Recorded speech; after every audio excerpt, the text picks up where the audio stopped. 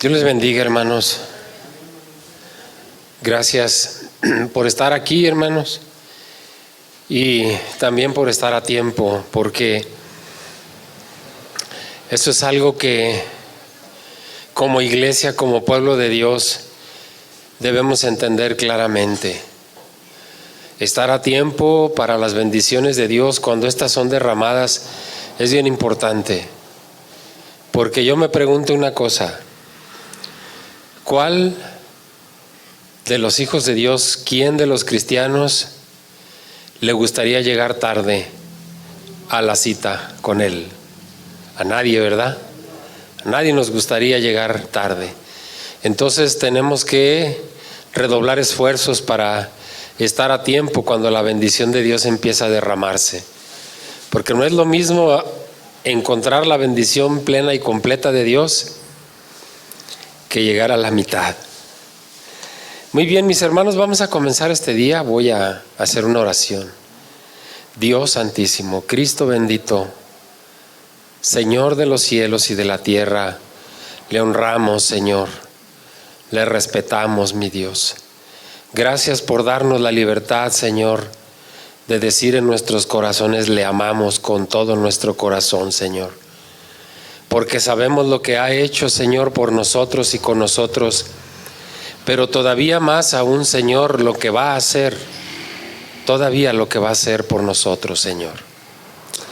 Dios, le damos gracias y le pedimos que abra nuestro entendimiento espiritual esta mañana para que podamos entender su palabra, mi Dios. Gracias, Padre Santísimo, a esos hombres y mujeres dedicados, Señor, que han empleado, Señor, la mayor parte de su vida, Señor, en el entendimiento de la Escritura, y nos la han hecho conocer, Señor. Gracias por usarlos, Señor. Téngalos en su santísima gloria, a los que ya se fueron, mi Dios, y a los que aún siguen aquí esforzándose. Ayúdenos, mi Dios bendito, a seguir sus pasos, mi Dios todopoderoso. Gracias, Cristo bendito. Gracias, Señor. En esta mañana, Padre mío, le invitamos, Señor, a que se quede en nuestros corazones, Señor, y lleve, Padre mío, su bendición, su aliento, su fe, Señor, y su misericordia a todas las personas, Padre mío, que durante la noche, Señor, han perdido a uno de sus seres queridos. Bendito Dios Santísimo, en el nombre de nuestro Señor Jesucristo. Amén. Se está viendo raro desde hace ratito, ¿verdad? Sí.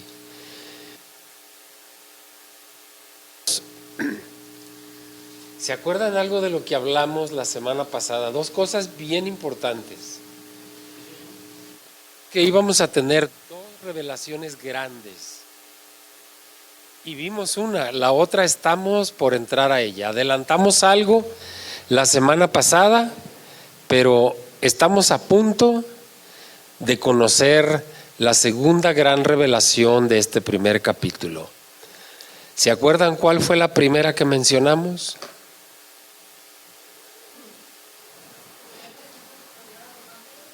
Muy bien, sí, pero la primera gran revelación de este capítulo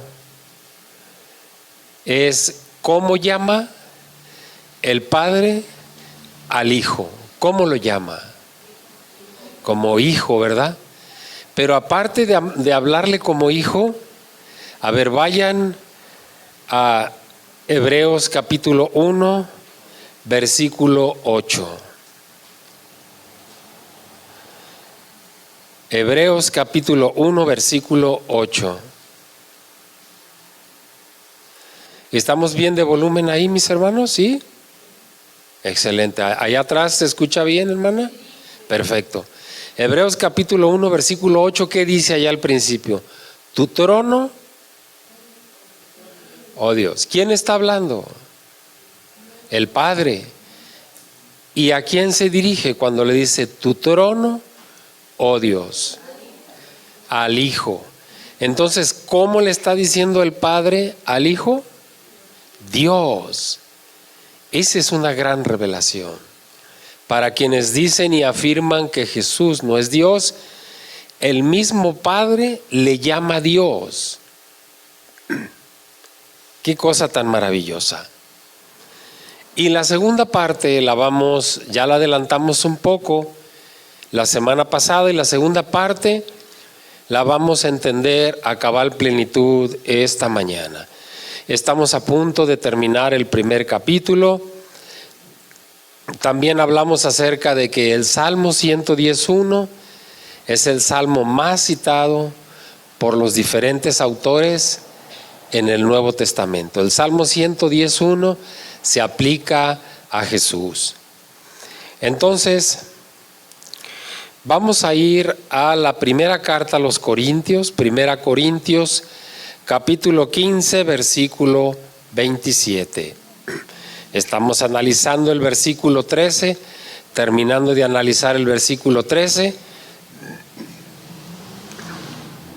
donde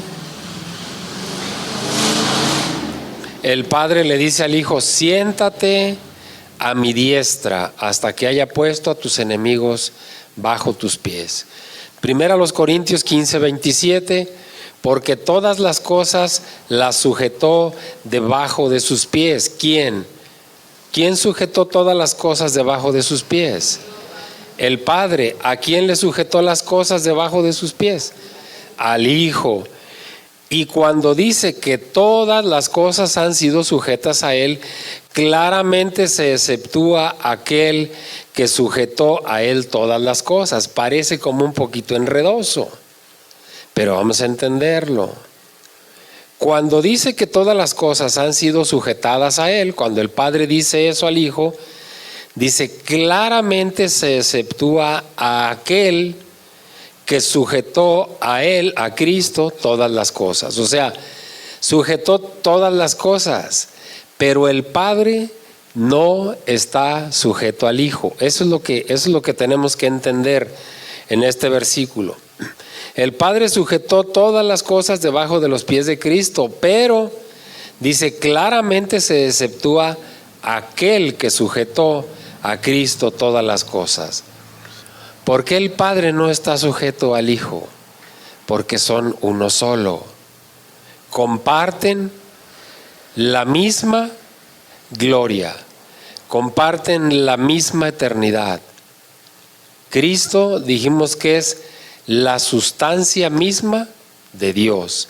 Cristo es la parte visible del Dios invisible. Lo dijo Pablo a los Corintios. Entonces ese mandato del versículo 11 que dice: siéntate a mi diestra, no le es dirigido a David, sino a Cristo. Cristo, que es elevado a un sitio de honor, sentándose junto al Padre. ¿Alguien se sentó alguna vez junto al Padre? ¿A algún ángel le dijo: siéntate a mi diestra? Ni siquiera le dijo a su izquierda, a ningún ángel. Primeramente, a los ángeles no hay un solo relato bíblico donde se les pida que se sienten. Los ángeles no se sientan.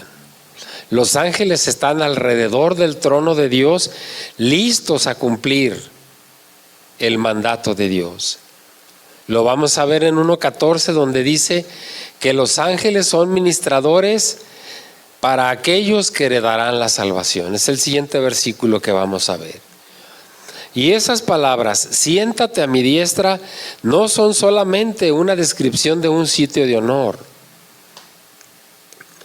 Por un momento imagínense la corte del rey, toda la corte del rey. El rey está sentado en su trono y está rodeado de todos sus servidores. Ellos están de pie ante la presencia del monarca, del rey, mostrándole respeto. Así que el rey sentado, de manera que el rey sentado invite a alguien a subir a su trono y sentarse a la derecha, ¿qué creen que signifique? El más alto honor que alguien pueda recibir. Y el rey tiene dos partes, ¿no? Tiene la derecha y tiene la izquierda. Sentarse a la derecha del rey es una señal de familiaridad, de amistad, de mucha confianza. Todos sus favoritos están en la corte, pero aquel que está sentado a la derecha del rey tiene un lugar muy especial. ¿Se acuerdan ustedes, mis hermanos? Un relato que lo vimos en un momento dado y que a lo mejor alguien se acuerda. ¿Se acuerdan quiénes fueron Juan y Santiago, los apóstoles, verdad? ¿Y se acuerdan qué le pidió la madre de Juan y Santiago a Jesús? ¿Alguien se acuerda? Sí, ¿verdad? Vamos a ver el relato. Mateo capítulo 20, versículos 20 al 23. A ver, ¿qué es lo que le pide la madre de los hijos de Zebedeo a Jesús? Mateo capítulo 20, versículos 20 al 23.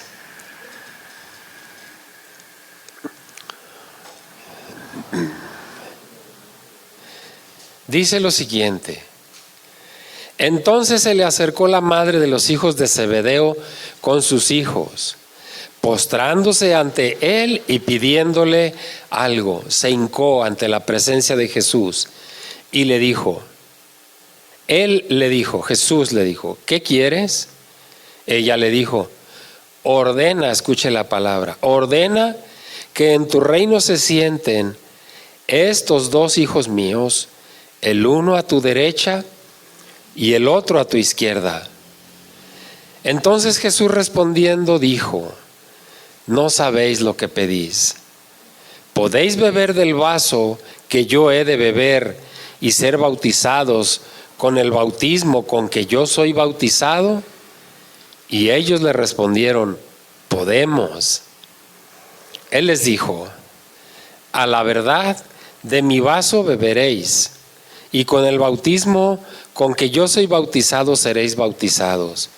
Pero el sentaros a mi derecha y a mi izquierda no es mío darlo, sino aquellos para quienes está preparado por mi Padre. ¿Para quién estaba preparado ese lugar de la derecha? Por su Padre. Para Él, ¿verdad? Entonces, imagínense ustedes, por eso le dijo Cristo nuestro Señor a la madre de estos apóstoles, no sabéis lo que pedís, no sabes lo que pides. Pero se fijan que no hay un tono de enojo, no hay un tono de molestia, sino más bien un tono de comprensión. No sabes lo que pides. Y todavía, fíjense, cualquier ser humano en una situación de estas, o un rey cualquiera se hubiera puesto furioso. Imagínense que a Nabucodonosor alguien le hubiera dicho eso. Lo manda a aniquilar en ese momento. Era un rey soberbio, altivo, iracundo. Lo menos que mostraba era misericordia. Fíjense todavía el Señor lo que les dice, bueno, ¿pueden beber del vaso que yo bebo y ser bautizados con el bautismo que yo soy bautizado? Y la respuesta de ellos es, podemos. ¿Habría soberbia en los apóstoles? Sí había, y había desconocimiento también, porque no sabían lo que estaban diciendo, ¿verdad? Entonces, de los dos asientos que hay a un lado del rey, o sea, el de la izquierda y el de la derecha, el que está a la derecha es el de más alto honor. Ese es el sitio que Jesús recibió una vez que consumó su obra. Dijimos que esa fue la recompensa del Padre al haber ejecutado el Hijo el plan de salvación del Padre por medio de la cruz. El relato dice que asciende al cielo y va a la diestra del Padre. Y dijimos la semana pasada, ¿qué hace Jesús a la diestra del Padre? ¿Solamente está sentado observando o qué hace? Está intercediendo por todos nosotros. ¿Intercederá este Señor, este abogado, solamente por el día y duerme por la noche? ¿O tenemos un intercesor 24/7? Ese es el Dios que adoramos, que no se nos olvide. Entonces, el Padre, el Hijo y el Espíritu Santo forman una Trinidad perfecta y gloriosa. ¿Creemos eso? Amén. Vamos a ver el versículo 14, Hebreos 1:14, que es el último versículo de este capítulo. Dice: ¿no son todos espíritus ministradores, enviados para servicio a favor de los que serán herederos de la salvación? Mire qué hermoso versículo, pero hay que entenderlo. ¿No son todos espíritus ministradores enviados para servicio a favor de los que serán herederos de la salvación? ¿De qué habla el versículo? ¿Quiénes son esos espíritus ministradores? Los ángeles. No son todos los ángeles, o dice, no son todos espíritus ministradores. ¿Qué hace el ponente de esta enseñanza? Por ejemplo, en mi caso, ¿qué hago yo en este momento? ¿Qué hace nuestro pastor cuando está hablando en la predicación? ¿No está ministrando a Dios? ¿Si es así? Entonces, por eso dice, no son todos espíritus ministradores, o sea, los ángeles están ministrando por ordenanza de Dios, dice, para el servicio a favor de los que serán herederos de la salvación. ¿Quiénes son esos herederos de la salvación? Todos nosotros. Entonces, ¿qué hacen los ángeles?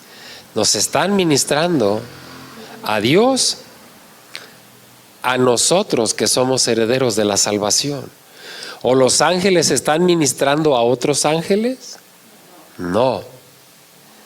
Desde el trono de Dios y desde el sitio de honor se les dan órdenes a los ángeles para que actúen a favor, en beneficio de nosotros los creyentes, que somos los que estamos llamados a heredar la salvación.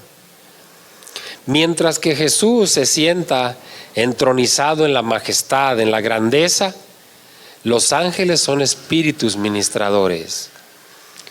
Los ángeles reciben órdenes. Y si reciben órdenes, significa que no son mayores que aquel que les da la orden, que es Cristo. Entonces deben obedecer y servir. Ningún solo ángel queda excluido. Aún los arcángeles, Gabriel y Miguel, inclusive son enviados por Dios a actuar a favor de los santos. Hace 2 semanas alguien me preguntó acerca de otro arcángel. ¿Cuántos arcángeles conocemos o escuchamos a la Escritura que nos menciona? 2, Gabriel y Miguel. ¿Alguien ha escuchado hablar del arcángel Rafael? ¿Sí? Bien, hace 2 semanas alguien de aquí, la hermana, me preguntó acerca del arcángel Rafael. La Reina Valera, la Biblia Reina Valera no menciona al arcángel Rafael. El arcángel Rafael está el libro de Judith, creo que es el capítulo 12, versículo 13, el libro de Judith, habla acerca del arcángel Rafael. ¿Por qué no lo incluye la Reina Valera? La Reina Valera no lo incluye porque el libro de Judith no se tiene la certeza de que sea un libro inspirado por el Espíritu Santo. No es un libro canónico. Es un libro que pertenece a la Biblia latinoamericana, que es la Biblia católica. Por eso es que nosotros no vamos a escuchar mencionar al arcángel Rafael en la Biblia Reina Valera, porque no se tiene la certeza de que ese otro libro haya sido inspirado por Dios.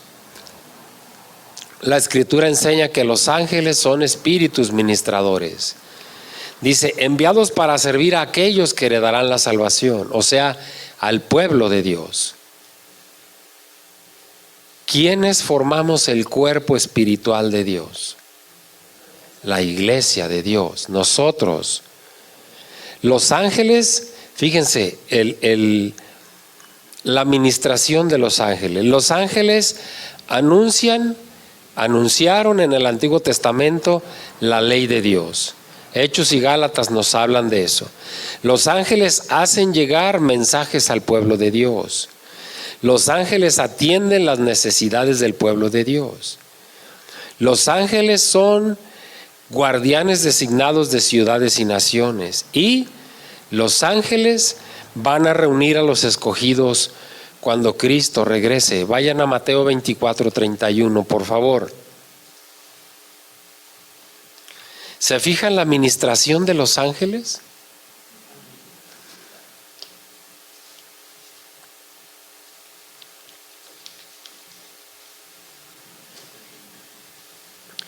Mateo 24:31.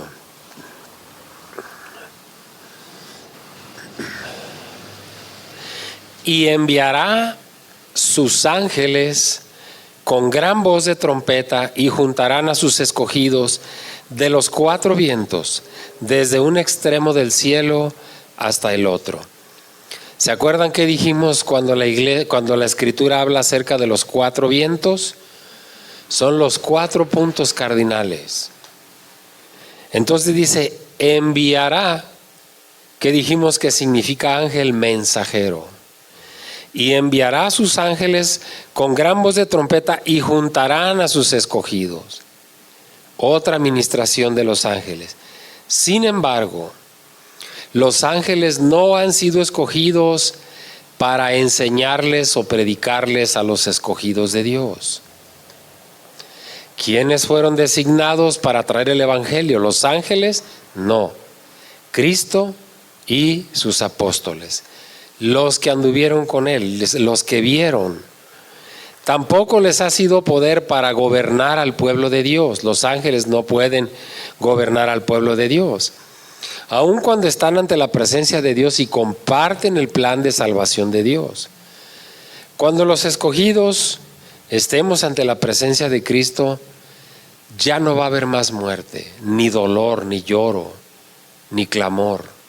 Apocalipsis 21, 3 y 4 dice, y enjugará Dios toda lágrima de sus ojos, y ya no habrá más llanto, ni clamor, ni dolor, porque aquellas cosas ya pasaron. ¿Verdad? Entonces, entrarán en un estado bienaventurado y glorioso, reservado para ellos y otorgado para los santos por toda la eternidad. Estaremos con nuestro Señor Jesucristo para siempre. Esa es la plenitud de la salvación que vino a traer Cristo. En esta cita se llega a su culminación el contraste entre el Hijo y los ángeles. Jesús está sentado en el trono y envía a los ángeles a servir a los creyentes. Es un contraste muy notable, hermanos. A pesar de su santidad, de su posición y de su dignidad, los ángeles solamente siguen funcionando como ministradores de Dios, como enviados de Dios, enviados a los herederos de la salvación. Entonces podemos decir lo que dijimos la semana pasada. En un cierto sentido, los santos que heredarán la vida eterna seremos superiores a los mismos ángeles. Le veremos al Señor cara a cara, estaremos con Él. Y dijimos, ¿quiénes le van a ayudar en el reinado eterno a nuestro Señor Jesucristo? ¿Quiénes? Los escogidos de Dios. Apocalipsis habla acerca de los 144,000, 12,000 de cada tribu de Israel. 12 por 12 son 144. 12,000 por 12,000 son 144,000 hombres escogidos para reinar con Dios y ayudarle en el gobierno a Dios. Ni un solo ángel aparece ahí. ¿No le parece maravilloso eso?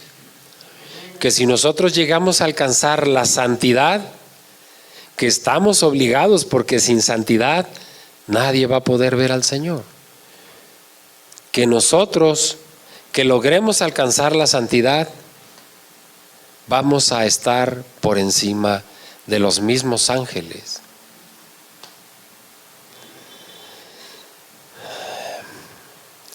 Miren,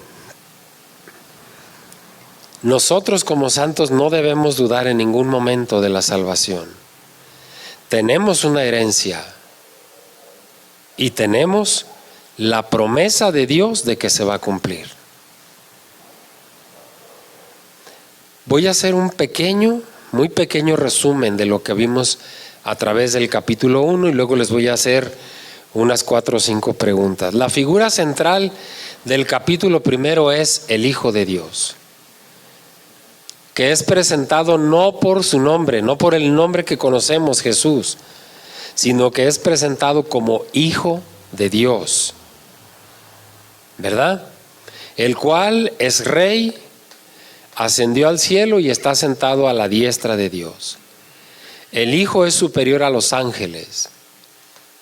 El escritor no escribe para desacreditar a los ángeles, sino para hacer una comparativa entre la función y la esencia de un ángel y la función y la esencia de Cristo como Salvador. Dijimos que aparecen en el primer capítulo 7 citas del Antiguo Testamento, concretamente de los Salmos, que el escritor usa para apoyar lo que les está hablando a los hebreos. El escritor nos ha demostrado a través de este capítulo que el Hijo de Dios es eterno y que es inmutable. No hay cambios en Él. Él es el mismo ayer, hoy y por siempre, dice el versículo, que sus años no pasarán.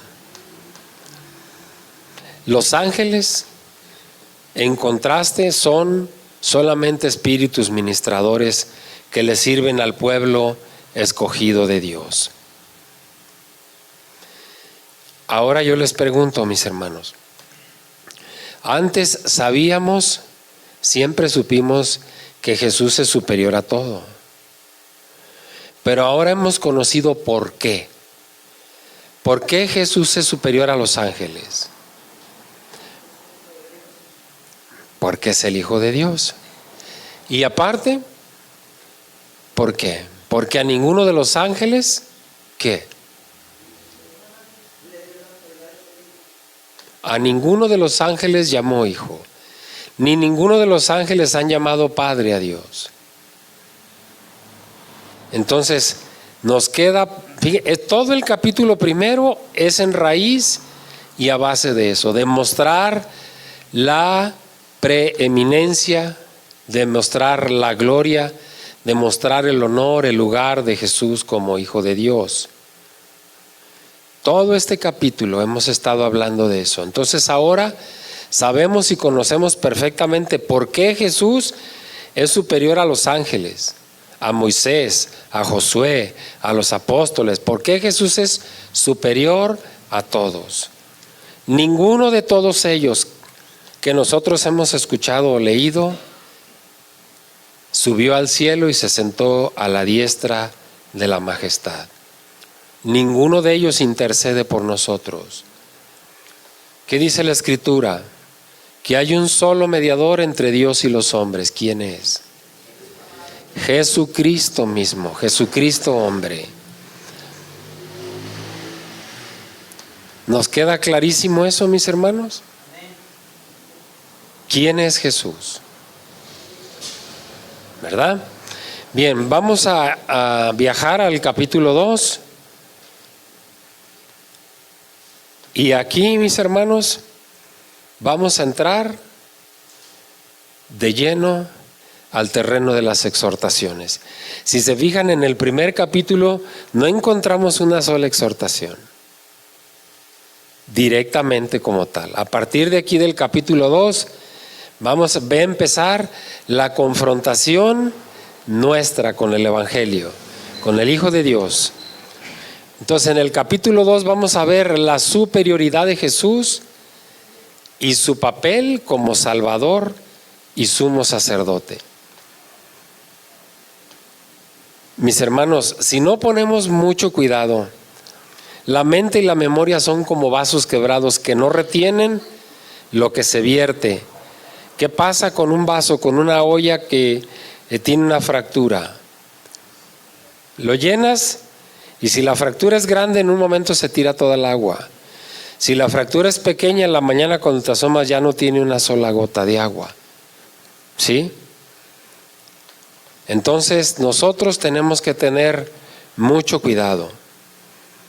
La corrupción procede de nuestra propia naturaleza, de manera que las tentaciones y los afanes y los placeres del mundo no son obra de Dios, son obra de nosotros mismos. Pecar contra el Evangelio, esto es muy importante. Pecar contra el Evangelio es igual que rechazar la salvación gloriosa de Jesucristo. Pecar contra el Evangelio es lo mismo que tener en poco el sacrificio de nuestro Señor Jesucristo. Vamos a comenzar a leer Hebreos capítulo 2 y vamos a leer los versículos 1 al 4. Abróchense los cinturones, mis hermanos, porque vienen las exhortaciones. Por tanto, dijimos que siempre que veamos esa frase, por tanto, quiere decir, por lo que ya hablamos antes, por lo ya explicado antes, por tanto, es necesario que con más diligencia atendamos a las cosas que hemos oído, no sea que nos deslicemos. Porque si la palabra dicha por medio de los ángeles fue firme, y toda transgresión y desobediencia recibió justa retribución, ¿cómo escaparemos nosotros si descuidamos una salvación tan grande, la cual, habiendo sido anunciada primeramente por el Señor, nos fue confirmada por los que oyeron, testificando Dios juntamente con ellos, con señales y prodigios y diversos milagros y repartimientos del Espíritu Santo según su voluntad? Vamos a entender estos versículos. Es necesario. Algunas traducciones dicen es menester, es necesario que con más diligencia atendamos a lo que hemos oído. ¿Qué nos está queriendo decir esa palabra diligencia? Que con más diligencia atendamos a las cosas que hemos oído, con más atención. Eso es lo que significa. Es necesario que pongamos toda nuestra atención en las cosas que hemos oído, no sea que nos deslicemos. ¿A qué equivale esas palabras? No sea que nos deslicemos. No sea que nos resbalemos. Y un resbalón espiritual pueden ser muchas cosas. Un resbalón espiritual puede ser dejar de congregarnos. Un resbalón espiritual puede ser poner nuestra mirada en cosas que no debemos, en los bienes de otro, en las posesiones de otro. O sea, un resbalón espiritual tiene muchas connotaciones. Por eso tenemos que estar atentos. Y luego el siguiente versículo dice, porque si la palabra dicha por medio de los ángeles fue firme. ¿Cuál fue esa palabra dicha por medio de los ángeles? El Antiguo Testamento, la ley del Antiguo Testamento. Y toda transgresión y desobediencia recibió justa retribución. ¿Qué le pasaba al pueblo de Dios que volvía a hacer lo malo? Caía cautivo. Era sujeto a servidumbre, a malos tratos, a esclavitud. Toda transgresión recibió justa retribución. Versículo 3. ¿Cómo escaparemos nosotros si descuidamos una salvación tan grande? ¿Somos mayores que los ángeles en este momento nosotros? ¿En este momento? En este momento no. Porque estamos esforzándonos en la santidad. Pero no somos totalmente santos aún. Hasta que no seamos vivificados en la resurrección por medio de Jesús. ¿No dice la palabra que unos van a resucitar para vida eterna y otros para condenación, para vergüenza? Entonces, ¿cómo vamos a escapar nosotros si descuidamos una salvación tan grande? ¿Cómo? Alguien dígame cómo. ¿Va a volver a venir Jesús? ¿A volver a ser crucificado y a derramar su sangre por todos aquellos que descuidaron su salvación. Ahora fíjese las palabras, la cual, o sea, la salvación, habiendo sido anunciada primeramente por el Señor. Si es así, Cristo nos anunció la salvación. Y cuando Él se fue, dice, nos fue confirmada por los que oyeron. ¿Quiénes fueron los que oyeron? Los apóstoles. Ellos nos confirmaron la salvación. Versículo 4, testificando Dios juntamente con ellos, o sea, Dios con los apóstoles, con señales y prodigios y diversos milagros. ¿Hicieron milagros los apóstoles después de que Jesús se fue? Sí. Y repartimientos del Espíritu Santo según su voluntad. No debemos entender según la voluntad de los apóstoles, según la voluntad de Dios. ¿Hubo repartimiento de dones del Espíritu Santo por parte de los apóstoles? Sí lo hubo. Estos versículos encierran las primeras advertencias de esta carta. Nos están diciendo, es excesivamente necesario prestar atención a Jesús como la palabra de Dios. Mire, hermano, usted compra un televisor, usted compra una licuadora, usted compra un artículo electrónico. Dentro de la caja trae un instructivo. ¿Qué dice el instructivo? Lea cuidadosamente este instructivo antes de conectar su aparato. ¿Y qué hacemos?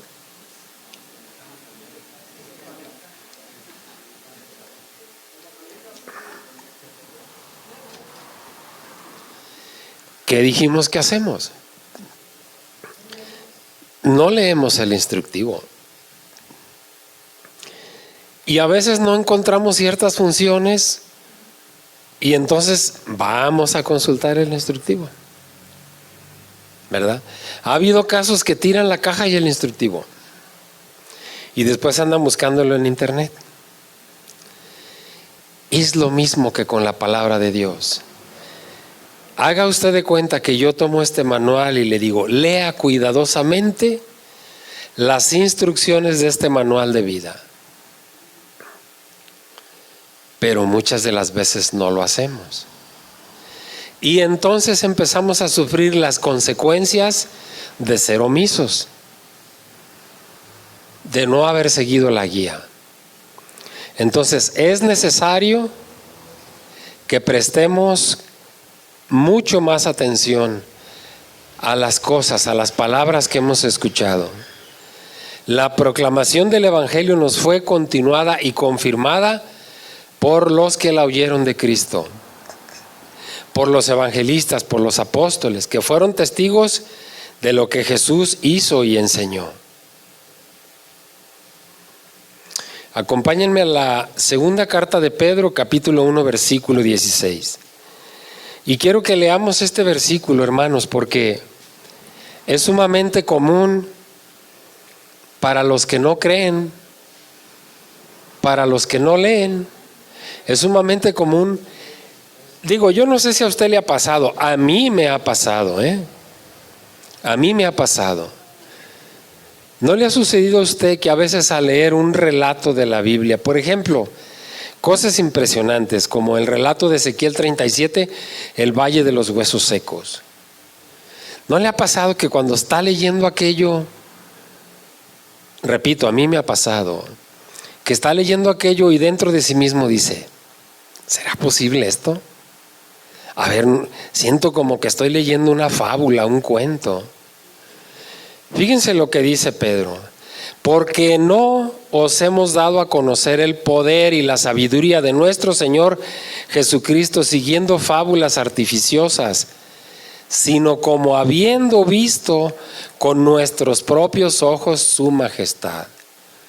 Los apóstoles no nos están relatando lo que Jesús hizo porque se los platicaron, porque ellos lo vieron, anduvieron con Él. Y luego hay un dicho muy conocido entre los seres humanos que dicen, algo así como una palabra que dicen, el que no le aumente, el que no le ponga. Te platican algo y luego dicen, y siempre no sé por qué, pero nos platican algo y cuando nosotros lo platicamos, como que le aumentamos, como que le ponemos de nuestra cosecha, ¿no? Pero se fijan que no es así bíblicamente hablando. Los apóstoles nos dieron a conocer lo que ellos vieron, las señales y prodigios que nuestro Señor Jesucristo hizo. Por eso dice la palabra de Dios que al hombre natural las cosas de Dios le son locura y no las puede discernir, porque se han de discernir espiritualmente. Y el hombre natural es lo que no tiene, espiritualidad. Era la voluntad de Dios que nosotros tuviéramos una base firme para nuestra fe y un fuerte cimiento para nuestra esperanza al recibir el Evangelio. Dios muestra su infinita bondad a los hombres al darles a Cristo, a ellos y por ellos. Esta es la gracia de Dios. De manera que Dios ha hecho en la creación cosas maravillosas por nosotros. ¿Y qué hemos hecho nosotros? Muchos de nosotros hemos devuelto con mucha vileza ese regalo tan grande de la salvación que Dios nos ha dado. Lo hemos tenido en poco. Hay religiones que creen que en su vida pueden vivir como ellos quieran, pero en el último minuto se arrepienten y aceptan a Dios como su Salvador y van a ser salvos. ¿No acaso Pablo les dijo a los Gálatas, no os engañéis, Dios no puede ser burlado? Lo que el hombre siembre, eso va a cosechar. Por eso es necesario que con más atención atendamos a las palabras que escuchamos, porque si no, ¿cómo vamos a escapar? Uno de los eslabones entre el primero y el segundo capítulo son las referencias directas e indirectas que Dios hace a la triple investidura de Cristo. ¿Qué dijimos? Que Cristo es el único ser que reúne los tres oficios. ¿Se acuerdan cuáles son? ¿Cuáles?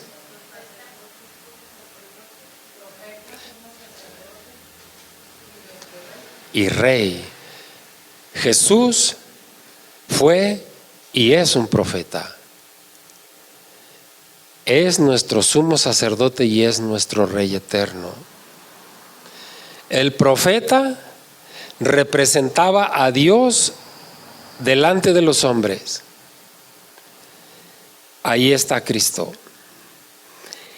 El sumo sacerdote representa al hombre delante del Padre, delante de Dios. Eso es Jesús, ¿verdad? Es nuestro representante, es nuestro abogado, es nuestro Salvador y es nuestro Rey. ¿Va a venir otro Rey? ¿Vamos a tener otro Rey? En el versículo 1 que acabamos de leer, el escritor nos recuerda que hemos recibido un retrato de la eminente grandeza de Cristo y que por lo tanto debiéramos escuchar con mucha atención lo que Él nos dice, porque de ahí viene la vida eterna. Así que cuanto más exaltada es una persona, significa que tiene mayor autoridad. Y si tiene mayor autoridad, demanda que cualquier oyente le preste atención, porque es la autoridad máxima. El original es muy enfático y expresivo y dice algo así: es así entonces que estamos obligados a escuchar con mucha mayor atención lo que se nos ha dicho, porque si no, nos vamos a desviar del rumbo. Es la idea de lo que acabamos de leer. Solamente que aquí la traducción Valera 60 dice que seamos diligentes, que prestemos atención. El original dice, estamos obligados. Como hijos de Dios estamos obligados a escuchar a nuestro Padre, ¿no? como hijos terrenales no tenemos la obligación de escuchar a nuestros padres. ¿O cuando la perdemos? ¿Cuando ya somos mayores? ¿Cuando ya somos padres y madres? ¿Ahí se terminó ya la obligación de escuchar el consejo de un padre o de una madre? Nunca se termina. Y si en los padres terrenales nunca se termina, en nuestro Padre eterno, pues menos, ¿no? Entonces, negarse a prestar atención a la palabra tiene consecuencias. ¿Cuáles pueden ser esas consecuencias?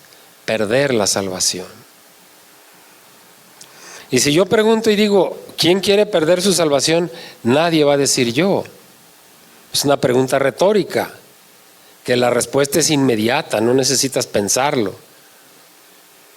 Entonces, si no quieres perder esa salvación, ¿qué es lo que nos está diciendo el escritor aquí en estos primeros versículos? Que si no quieres perder la salvación, entonces prestes mucho oído, mucha atención a lo que estás escuchando. Porque si los ángeles que desobedecieron recibieron un castigo, ¿dónde estamos nosotros? ¿Nos vamos a escapar? Claro que no. El escritor de Hebreos dice que nosotros, y se incluye a sí mismo en este pronombre, dice que nosotros debemos disponer nuestras mentes para escuchar atentamente el mensaje de Dios, el mensaje divino. Puede ser que las palabras se escapen inmediatamente de la mente de uno, por nuestra edad, por falta de atención, porque ya nuestra memoria no funciona como funcionaba en nuestros mejores años. Sin embargo, siempre existe el peligro de que las palabras caigan en desuso si no ponemos toda nuestra atención a leer o escuchar la revelación escrita de Dios, que es la Biblia. ¿Qué pasa? Por ejemplo, muy común, con otro idioma que no es el natural. Medio lo hablas o medio aprendes a hablarlo. Pero cuando dura 5, 10, 15 años, 8 años sin practicarlo, ¿qué pasa? Se olvida. Una cocinera que todos los días está pegada en la cocina, pero que hace mucho tiempo no hace un cierto platillo y se lo piden. Se puede sentar inclusive a pensar y decir, a ver qué es, no, es primero lleva esto y luego como que me acuerdo que lleva esto. ¿Qué pasa con nosotros si no nos ejercitamos espiritualmente en la Escritura todos los días? Cae en desuso, podemos olvidarla. ¿Será eso algo como lo que acabamos de leer? ¿Un deslizamiento espiritual? Sí lo es. Y esa expresión que dice la palabra dada o hablada por medio de ángeles apunta a la ley que Dios les dio a los israelitas desde el monte Sinaí. El texto indica que Dios fue quien en realidad habló, aun cuando recurre a los mensajeros, a los ángeles. La palabra, es decir, la ley del Antiguo Testamento, era obligatoria porque tras esta palabra se encontraba Dios. Es como el Nuevo Testamento para nosotros. El Nuevo Testamento es una lectura obligatoria para nosotros, porque tras de la lectura del Nuevo Testamento, ¿quién está ahí? ¿Quién está empapado en todo el Nuevo Testamento? Jesús. ¿Y qué significa Jesús? Salvación.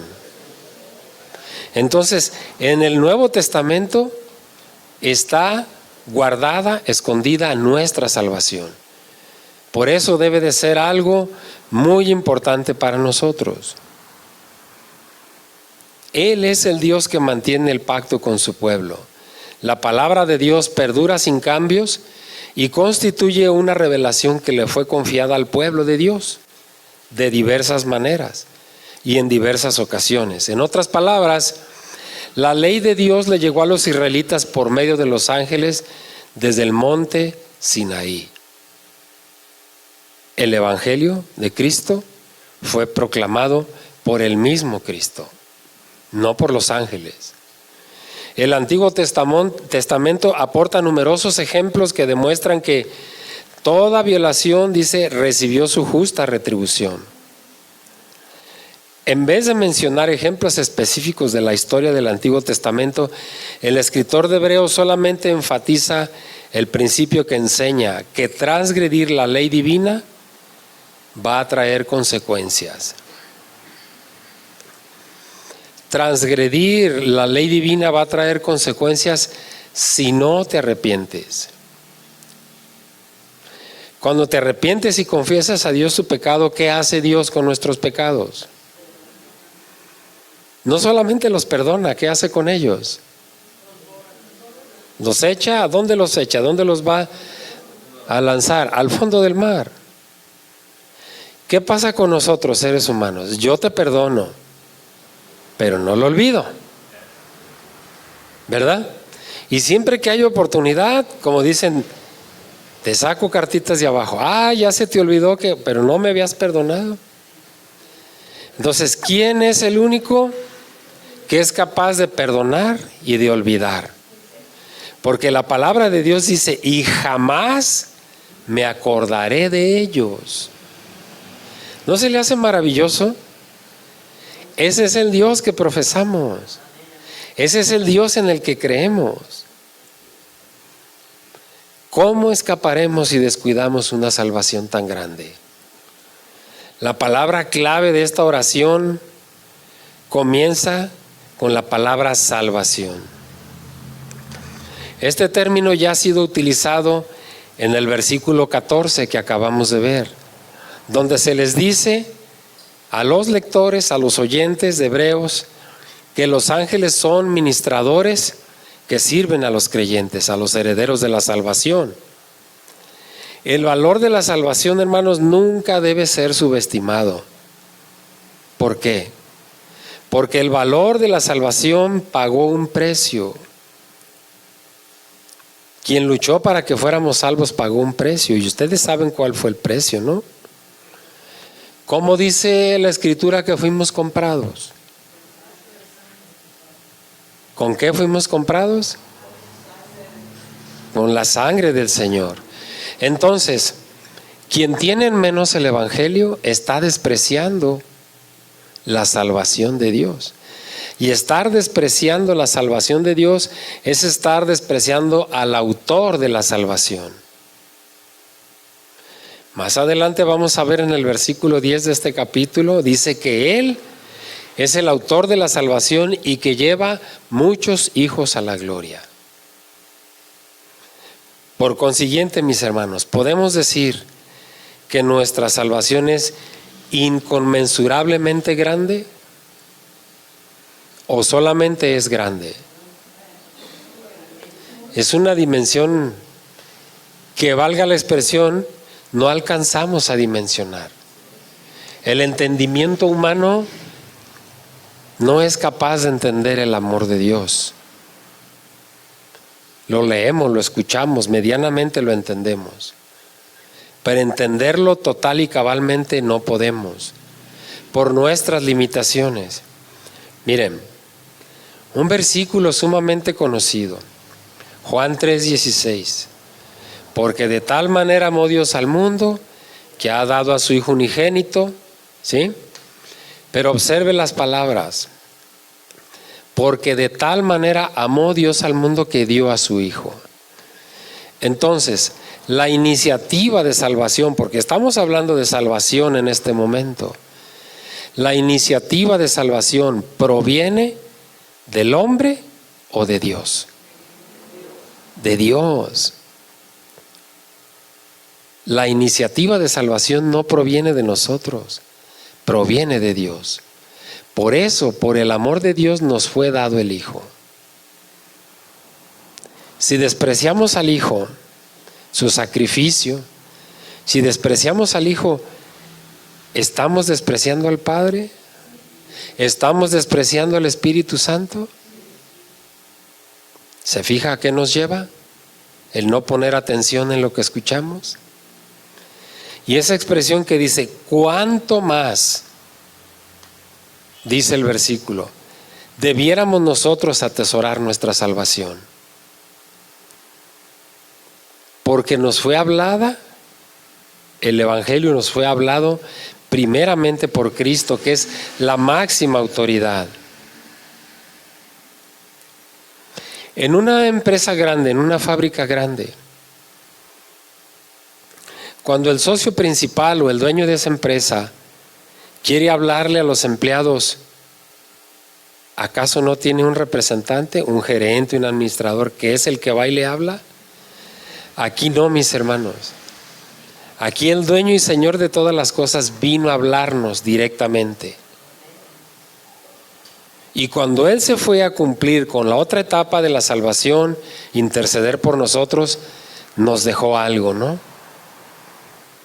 No nos dijo, les conviene que yo me vaya. Los apóstoles no querían que se fuera. Pero ¿qué les dijo? Les conviene que yo me vaya. ¿Verdad? Entonces es imposible escapar de la ira de Dios sin tener un abogado como Cristo. Imposible. Donde vayamos, donde nos metamos, donde nos querramos esconder, ahí va a alcanzar al ser humano la ira de Dios.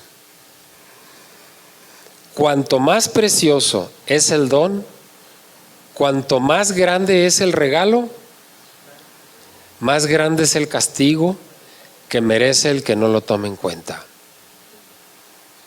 ¿Qué pasa cuando tú le regalas a un amigo, a una amiga, a tu hijo, a tu compañero, a tu compañera? ¿Qué pasa cuando tú le haces un regalo en el cual tú te esforzaste, ya sea en hacerlo manualmente, ya sea en estar haciendo tu alcancía por no sé qué cantidad de tiempo? ¿Qué pasa cuando tú le das algo y ves que no se lo pone, o que se lo regaló a otra persona, o que lo tiene allá arrumbado? ¿Qué sientes? ¿Qué creen que siente? ¿Qué creen que siente el Padre al habernos dado al Hijo y que nosotros estemos despreciando ese regalo tan grande? El que tengamos en menos, en poco, lo que el Hijo hizo por nosotros. Ya lo hemos mencionado otras veces. ¿Quién de nosotros, padres, sería capaz, si el mismo Dios se apareciera y le dijera como le dijo a Abraham: sacrifícame a tu hijo, necesito la sangre de tu hijo para el perdón de los pecados de alguien que ni tú conoces? ¿Quién es capaz? Bendito sea Dios que nos proveyó de su Hijo, porque Él sabía que si hubiera pedido eso de nosotros, ninguno lo hubiéramos hecho, ninguno hubiéramos entregado a nuestro Hijo. Por eso es que comprender el amor de Dios es algo verdaderamente complicado. Mis hermanos, es exhorto, acuérdense, es amonestación, no es regaño de parte del ponente. Es la palabra de Dios la que está hablando. Yo solamente soy un instrumento. Y déjenme decirles una cosa. Seguro estoy que el pastor comparte lo mismo. Nosotros tenemos más responsabilidad que ustedes. Nosotros que exhortamos tenemos más responsabilidad que ustedes. Imagínense nosotros haciendo esto y viviendo de otra manera. ¿Sería que estamos despreciando el sacrificio de Dios? Sí. Estamos teniendo en poco la salvación. Sí. Y estamos empezando. ¿Cómo quedamos después de estas amonestaciones? Pero ¿verdad que estamos entendiendo lo que Dios hizo por nosotros y la recompensa para la obediencia? En ningún momento de la Escritura, en ningún versículo de la Escritura nos dice que va a ser fácil. ¿Verdad que no? Sigamos adelante, mis hermanos. El Señor les bendiga. y vamos a continuar con el servicio. No sin antes preguntarle a alguien si tiene alguna pregunta o quiere aportar algo. ¿No? Muy bien. Padre mío, gracias, Señor, por este tiempo. Gracias por esta palabra, Señor. Mi Dios santísimo, usted, mi Dios, usted, Padre mío, es quien pone esta semilla dentro de nosotros, Señor. Permita que caiga en tierra fértil en nuestros corazones, Señor. Porque yo les dije a mis hermanos, Padre, cuando íbamos a empezar este estudio, el libro a los Hebreos nos va a confrontar. Y si a esta epístola, a este libro, no es capaz de cambiar nuestra vida, ampárenos, mi Dios, en su gloria. Denos la fuerza, Señor. Denos la voluntad y la obediencia, Padre mío, para ser auténticos hijos suyos. En el nombre de nuestro Señor Jesucristo. Amén.